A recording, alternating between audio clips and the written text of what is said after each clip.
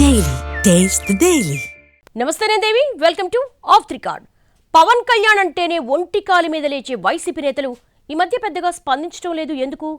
ఆయన ఒక్క మాట అంటేనే అంతెత్తున ఎగిరిపడే ఫ్యాన్ లీడర్స్ ఇప్పుడు సంయమనం పాటించడానికి రీజన్ ఏంటో? పవన్ నోటి నుంచి ఎప్పుడు ఏ మాట వస్తుందా అని ఎదురు చూసి ప్రెస్ మీట్లు పెట్టి మరీ దుమ్ము దులిపేసే వైసీపీ ఇప్పుడు ఎందుకు వ్యూహం మార్చింది?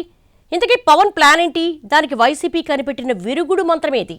AP deputy CM Pawan Kalyan కు మాజీ సీఎం జగన్ కు అస్సలు పడదు.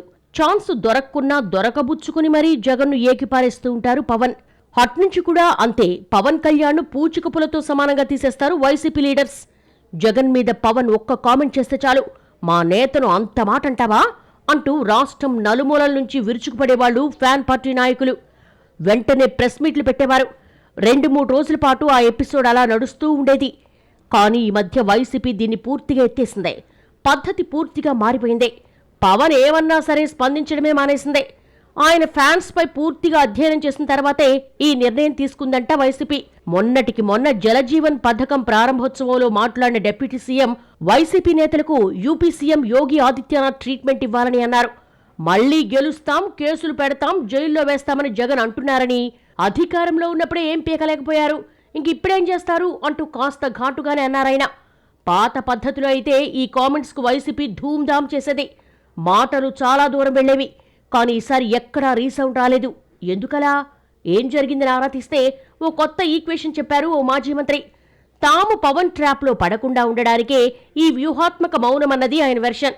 పవన్కు మద్దతుగా ఉన్న కాపుల్లో ఈ మధ్య అసంతృప్తి పెరిగిపోతుందట. మనోడేదో అవుతాడని అనుకుంటే ఏం కావటం లేదని, డిప్యూటీ సీఎంకే పరిమితమైపోయారని, అధికారాలు కూడా లేవనే అసంతృప్తి కాపుల్లో పెరుగుతోందట. ఆ విషయంలో పవన్ మీద ఆగ్రహం లేకున్నా టీడీపీ వైపు నుంచి ఆయనకు తాము ఆశించిన స్థాయిలో గుర్తింపు ఇవ్వటం లేదన్న కసి అయితే పెరిగిపోతున్నట్టు తెలుస్తోంది. దీన్ని పవన్ గుర్తించారని, అందుకే ఇప్పుడు జగన్ను వైసీపీని తిట్టడం మొదలుపెట్టారని విశ్లేషించారు ఆ మంత్రి. కాపుల్లో టీడీపీ మీద అసంతృప్తి ఉంటే జగన్ను తిట్టడం ఎందుకని ప్రశ్నిస్తే అసలు లాజిక్ అంతా అక్కడే ఉందని అంటున్నారు. పవన్ అలా జగన్ను తిట్టగానే తాము రెచ్చిపోయి కౌంటర్ల మీద కౌంటర్లు ఇచ్చేవారమని గుర్తు చేశారు ఆ వైసీపీ మాజీ మంత్రి. కాస్త డోసు పెంచి తాము తిడితే దానివల్ల కాపుల గురి తిరిగి జగన్ మీదకి, వైసీపీ మీదకి మళ్లుతుందని, సరిగ్గా అలా డైవర్ట్ చేయడంలోనే పవన్ కళ్యాణ్ సక్సెస్ అవుతున్నారని, ఫైనల్ గా తాము కాపులకు శత్రువులుగా మిగులుతున్నారంటూ విశ్లేషించారా ఎక్స్ మినిస్టర్. దీన్ని పూర్తిగా గమనించి ఈ లెక్కలన్నీ వేసుకున్నాకే పవన్ ఏమన్నా సరే తమ వైపు నుంచి ఘాటు రియాక్షన్స్ ఏవీ ఉండకూడదన్న నిర్ణయానికి వచ్చిందట వైసీపీ. ఏదైనా మీడియా ప్రత్యేకంగా రియాక్షన్ కావాలని అడిగితే కూడా సాఫ్ట్గా స్పందించాలని, నోటికొచ్చినట్లు కామెంట్స్ చేయొద్దనే నిర్ణయం కూడా జరిగిందట. మొన్నటి ఎన్నికల్లో కూటమి కంటే కాపుల ఎఫెక్ట్ ఎక్కువగా దెబ్బ కొట్టిందని వైసీపీ ఎప్పుడో అంచనాకొచ్చింది.